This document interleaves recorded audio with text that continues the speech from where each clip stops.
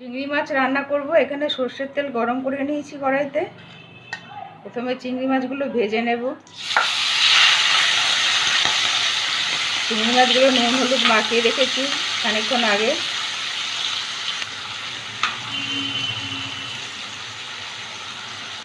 মাছগুলো ভাজা হয়ে গেছে, তুলে নেব।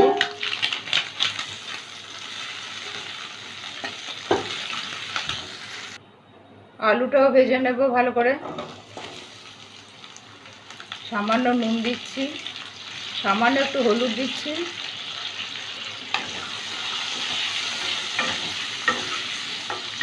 খুব ভালো করে ভেজে নেব। মশলা করে নেব। এখানে দুটো পেঁয়াজ নিয়েছি,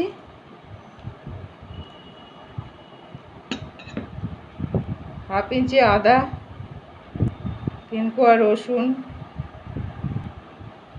দুটো কাঁচা লঙ্কা, হাফ চামচ জিরের গুঁড়ো, হাফ চামচ ধনে গুঁড়ো, সামান্য জল দিয়ে বেটে নেব। আলুটা ভাজা হয়ে গেছে, তুলে নেব।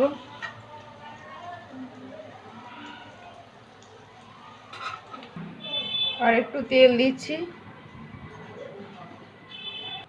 তেলটা গরম হয়ে গেছে, দুটো তেজপাতা দিলাম, দুটো শুকনো লঙ্কা দিচ্ছি, একটু গোটা গরম মশলা দিচ্ছি। একটু ভেজে নেব।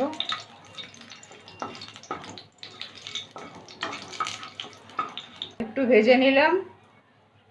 এবার মশলাটা দিয়ে দেবো। পেঁয়াজ আদা রসুন জিরে ধনে বেটে রেখেছিলাম, সেটা দিয়ে দিলাম। বাটিটা ধুয়ে একটু জল দিচ্ছি। হাফ চামচ হলুদ দিচ্ছি, হাফ চামচ কাশ্মীরি লঙ্কার গুঁড়ো দিচ্ছি।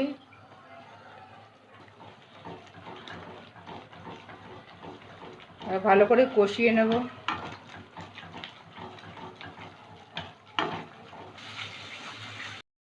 আঁচটা লোতে রেখে 5 মিনিট ধরে খুব ভালো করে কষিয়ে নিলাম।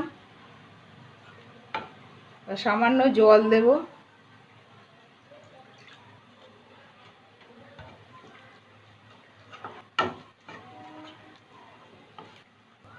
এক চামচ টমেটো কেচাপ দিচ্ছি।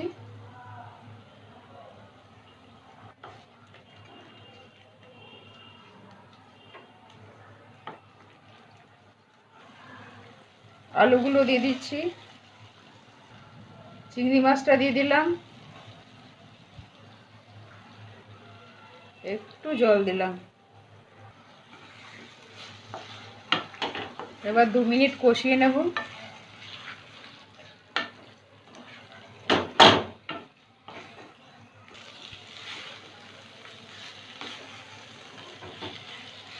দু মিনিট কষিয়ে নিলাম। এবার জল দেব। প্রথমে অল্প জল দেব, একটু মিশিয়ে নেব।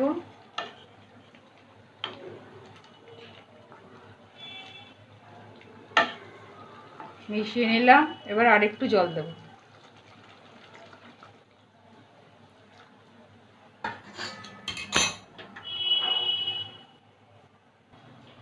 আন্দাজ মতো নুন দিচ্ছি।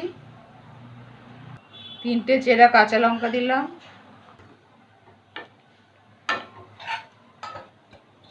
এবার 5 মিনিটের জন্য ঢেকে দিচ্ছি। 5 মিনিট পরে ঢাকনা তুলে দেখব সেদ্ধ হয়েছে কিনা।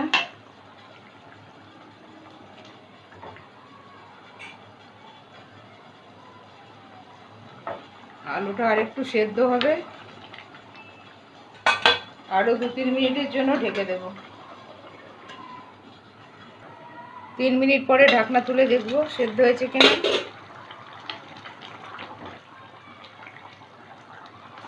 এবার সেদ্ধ হয়ে গেছে। একটু ফোটাবো। 2 মিনিট একটু ফুটিয়ে নেব। 2 মিনিট একটু ফুটিয়ে নিলাম। এবার শাহি গরম মশলা দেবো একটু। গরম মশলাটা একটু মিশিয়ে নেব।